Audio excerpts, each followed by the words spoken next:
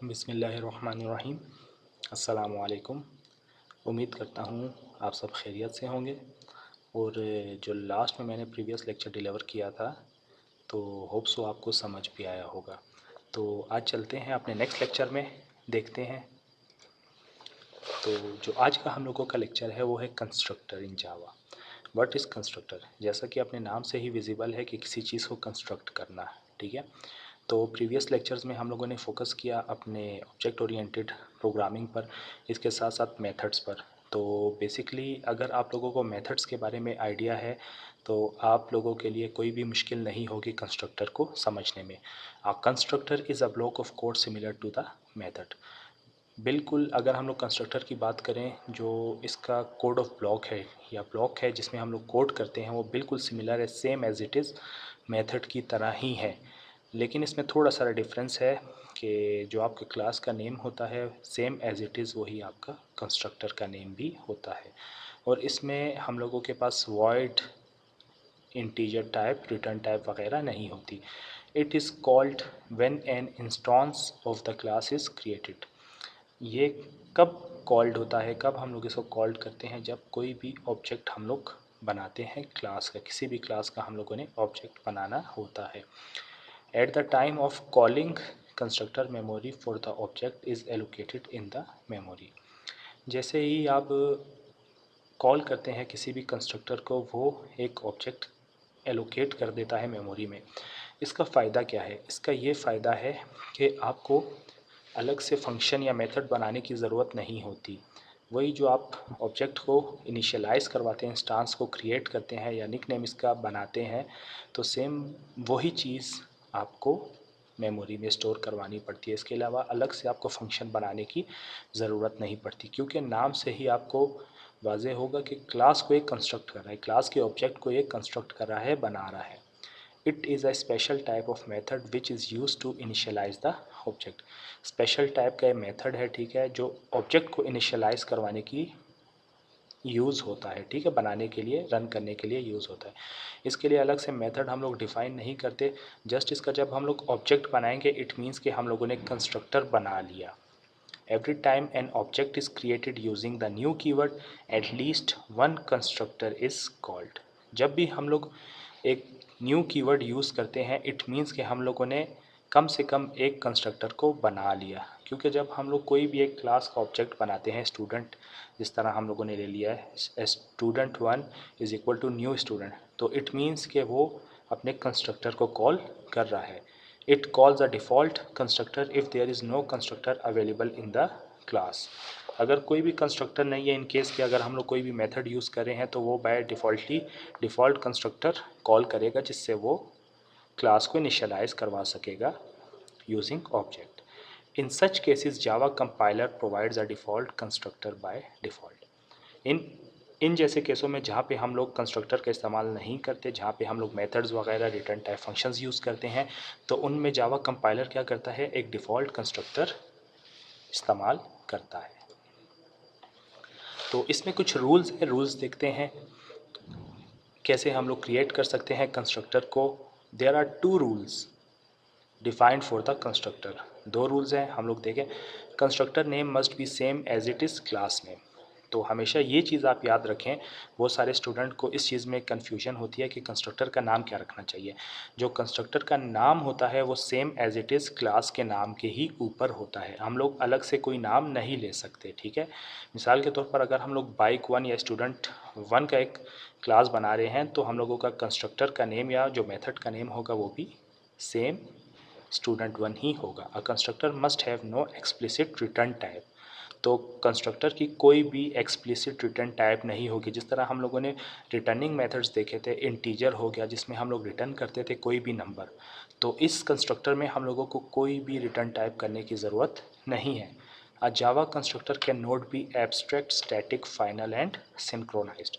जिस तरह हम लोग बहुत सारे फंक्शन के साथ स्टैटिक लगाते थे इंडिपेंडेंट करने के लिए, इस तरह हम लोग जावा कंस्ट्रक्टर के साथ कुछ भी यूज़ नहीं करते। सिंपल जो हम लोगों की क्लास का नेम है स्टूडेंट वन, वही ऑब्जेक्ट का नाम होगा, वही कंस्ट्रक्टर का नेम होगा, बस दैट्स इट, ठीक है। इसके अलावा कोई चीज़ हम लोग यूज़ नहीं करते। फिर दो टाइप के हम लोगों के पास जावा कंस्ट्रक्टर होते हैं। एक होता है डिफ़ॉल्ट कंस्ट्रक्टर जिसमें आर्ग्यूमेंट्स बिल्कुल नहीं होते, पैरामीटर पास नहीं करते। दूसरा है पैरामीटराइज्ड कंस्ट्रक्टर जिसमें पैरामीटराइज्ड में मैंने आपको बताया था जो लास्ट में ब्रैकेट्स होती हैं, सर्कल ब्रैकेट्स, ठीक है, तो उसमें आप वैल्यूज़ पास कर सकते हैं। तो देखते हैं वन बाय वन। सबसे पहले हम लोगों के पास जावा डिफ़ॉल्ट कंस्ट्रक्टर है। तो जावा डिफ़ॉल्ट कंस्ट्रक्टर में हम लोगों के पास क्या है, जब इसके पास कोई भी पैरामीटर नहीं होते, पैरामीटर्स में कोई भी वैल्यूज़ पास नहीं होती। तो अभी आप लोग देख सकते हैं कि क्लास का नाम भी हम लोगों के पास बाइक है। तो इसके अलावा हम लोगों ने जो ऑब्जेक्ट बनाया है वो भी बाइक का ही बनाया है। तो इसमें हम लोगों को अलग से फंक्शन लेने की या मेथड बनाने की ज़रूरत नहीं है। तो इसके बाद हम लोग देखते हैं पैरामीटराइज्ड कंस्ट्रक्टर। पैरामीटराइज्ड कंस्ट्रक्टर क्या होता है कि हम लोगों ने एक क्लास ले ली, उसमें हम लोगों ने दो वेरिएबल ले लिए। अभी जो पैरामीटराइज्ड है बेसिकली हम लोगों ने इसमें इंटीजर आई और स्ट्रिंग एन दे दिया। बेसिकली जो आई और एन है ये एक वेरिएबल है जिसमें हम लोग आईडी और नेम को क्या कर रहे हैं, वैल्यूज़ इसकी कॉपी कर रहे हैं एज अ कंस्ट्रक्टर, ठीक है। उसके बाद आप लोग देख सकते हैं कि हम लोगों ने वॉइड डिस्प्ले का मेथड यूज़ किया और एक दो ऑब्जेक्ट बनाए स्टूडेंट 1 और स्टूडेंट 2 के नाम से। उनमें हम लोगों ने वैल्यूज़ पास कर दी और दोनों को हम लोगों ने अलग अलग यूजिंग डिस्प्ले मेथड कॉल किया। तो इसके बाद हम लोग कंस्ट्रक्टर ओवरलोडिंग करते हैं। तो ओवरलोडिंग के बारे में मैंने आपको बताया था। ओवरलोडिंग बेसिकली वो फंक्शन होता है जो दो सेम नाम के फंक्शन हो, तो उसको ओवरलोड होने से हम लोग कैसे बचा सकते हैं वो हम लोग देखते हैं। अ constructor is just like a method but without return type. Constructor method है जिसकी रिटर्न टाइप नहीं होती। It can also be overloaded like Java methods. ये ओवरलोड हो सकते हैं, ठीक है, सेम नाम के दो फंक्शंस हो सकते हैं बिल्कुल, जो मेथड्स में हम लोग यूज़ करते हैं। Constructor overloading in Java is a technique of having more than one constructor with different parameter list. तो कंस्ट्रक्टर जो ओवरलोडिंग है ये टेक्निक होती है more than one constructor with different parameter list. इसमें जो आखिर में आपके पैरामीटर्स होते हैं जिसमें आप वेरिएबल्स असाइन करते हैं, डेटा टाइप्स असाइन करते हैं, वो थोड़े सारे डिफरेंट हो जाते हैं जिसकी वजह से ओवरलोड आपका ख़त्म हो जाता है। They are arranged in a way that each constructor perform a different task. ये ऐसे आप अरेंज करते हैं कि हर कंस्ट्रक्टर अपना टास्क डिफरेंट परफॉर्म करे। अगर आपने एक कंस्ट्रक्टर में नेम लिया है तो दूसरे में आप क्या ले लेंगे, आईडी असाइन कर देंगे। They are differentiated by the compiler by the number of parameter in the list and their types. ये कैसे डिफ्रेंशिएट होते हैं, मतलब कंपाइलर में जो है नंबर ऑफ पैरामीटर्स वो चेक करता है और उनकी लिस्ट और डेटा टाइप चेक करता है कि वाकई डिफरेंट है नहीं है। अगर सेम होंगे तो वो ओवरलोड फंक्शन ही रहेगा। तो ये आपके पास एक एग्जांपल है कि हम लोगों ने तीन, ठीक है, वेरिएबल्स ले लिए डेटा टाइप के साथ, इंट आईडी, स्ट्रिंग नेम और इंट एज। तो स्टूडेंट 5 में हम लोगों ने same as it is int I लिया और स्ट्रिंग एन ले लिया। बेसिकली जो आई है इसमें हम लोग आईडी की वैल्यूज़ कॉपी कर रहे हैं और जो नेम है उसमें एन की वैल्यू को स्टोर कर रहे हैं। लेकिन हम लोगों के पास जो सेकंड कंस्ट्रक्टर है सेम एज इट इज़ उसमें ये सेम है, लेकिन हम लोगों ने थर्ड पैरामीटर भी यूज़ किया इंट ए के नाम से, तब जाके ये ओवरलोड फंक्शन नहीं है। तो अब आप देख सकते हैं दोनों सेम नाम के फंक्शन है, जस्ट डिफरेंस ये है कि इसमें दो वेरिएबल्स हैं, इसमें हम लोगों ने तीन वेरिएबल्स का इस्तेमाल किया हुआ है। जब आप इसको रन करेंगे सेम एज इट इज़ एक ऑब्जेक्ट बनाएंगे, ऑब्जेक्ट के बाद वहीं पे आपने इसको इनिशियलाइज़ करवाना है वैल्यू को और यूजिंग डिस्प्ले के मेथड आपने इनको डिस्प्ले करवाना है। तो इसके बाद हम लोग चलते हैं अपने नेटबीन्स की तरफ। नेटबीन्स में हम लोग प्रॉपर, ठीक है, इसके प्रैक्टिकल इम्प्लीमेंटेशन करते हैं।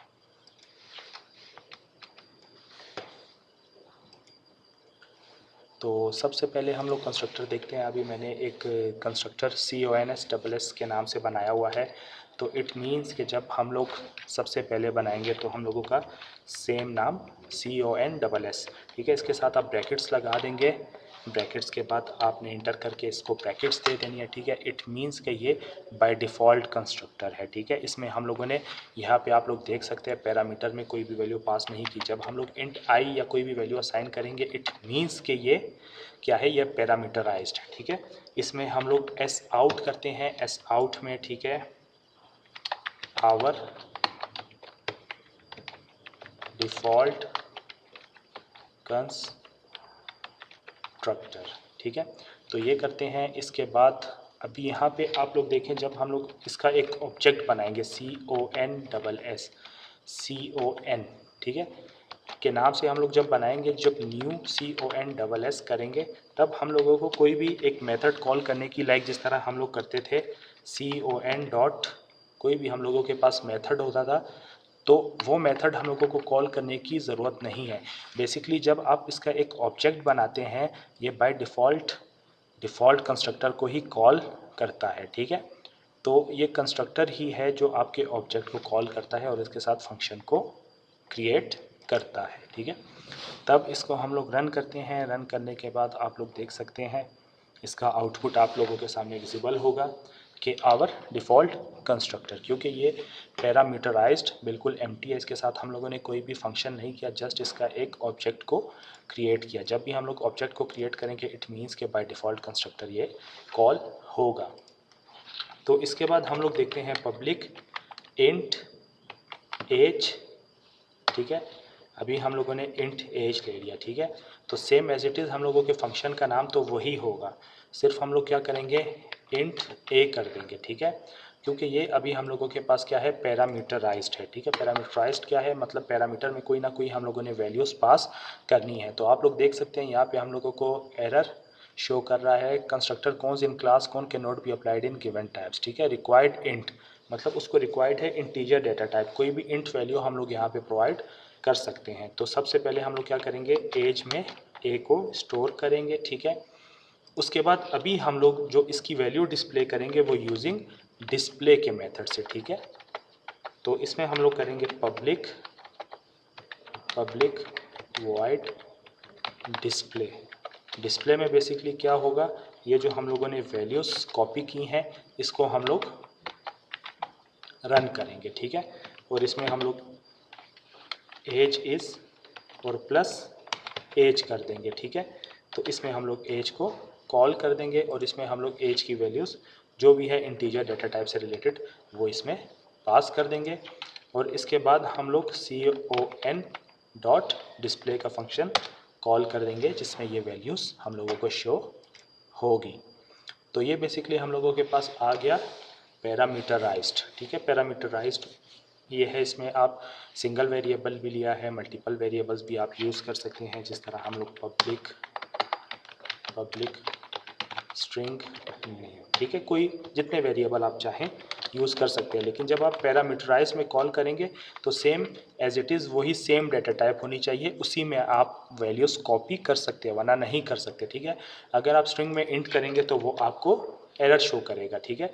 तो नेम में इज़ इक्वल टू n, तो इसमें भी हम लोग क्या कर देते हैं, प्लस करते हैं, प्लस और नेम भी शो करवा देते हैं। अभी देखिए इसमें एरर शो कर रहा है, इसमें हम लोग इसमें नेम भी कोई भी नेम लिख सकते हैं, ठीक है। और इसको हम लोग रन कर देते हैं, ठीक है। तो रन करते हैं, अभी आप लोग देख सकते हैं एज भी आ गई और नेम भी आ गया, ठीक है। ये हो गया हम लोगों के पास बेसिकली पैरामीटराइज्ड, ठीक है। इसके बाद जो चीज़ हम लोगों ने देखनी है वो है हम लोगों के पास, ठीक है, ओवरलोडेड फंक्शन।